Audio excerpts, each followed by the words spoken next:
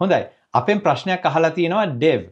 happy moments කියලා තමයි නම දාලා තියෙන්නේ මට මතක හැටියට TikTok එකේ. ප්‍රශ්නේ මේකයි 491 family sponsored visa එකක් process කරන්න කොච්චර කල් යනවද කියලා. දැන් මතක තියාගන්න මේක උත්තර දෙන්න කලින් මම කියන්න ඕනේ අපි වීඩියෝ එකක් කරනවා 491 visa එක ගැන. ඒතකොට ඒක බලලා මීට වඩා පුළුල් අවබෝධයක් ගන්න පුළුවන්. මම මෙතනදි කරන්නේ අහලා තියෙන ප්‍රශ්නට උත්තරයක් දෙන එක තමයි. දැන් 491 වීසා එකක කොච්චර කාලයක් යනවද process කරන්න. හොඳයි. process කරන්න බලපාන කරුණු මොනවද? එකක් තමයි හොඳ decision ready visa application එකක් තියෙනවද? හරියට evidence දීලා තියෙනවද? මේ වගේ කරුණු කීපයක් බලපානවා අර regulations meet කරන්න පුළුවන් level එකක තියෙනවද කියලා. එහෙම නැත්නම් processing කල් යන්න පුළුවන්.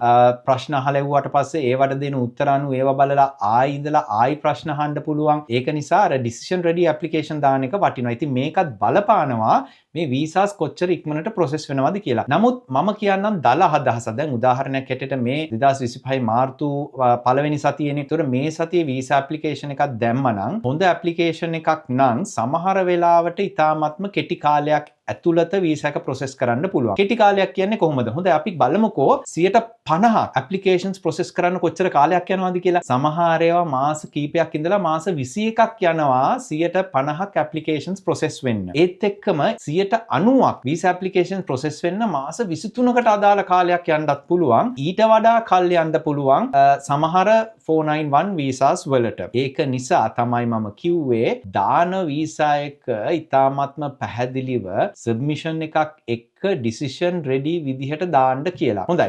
අහන ප්‍රශ්නෙට මම උත්තර දුන්නා. ඉතින් මේ වගේ තවත් ප්‍රශ්න තියෙනවා නම් comment section එකේ ප්‍රශ්නයක් විදිහට අහන්නම් මම පුළුවන් විදිහට උත්තර දෙන්න බලන්නම්.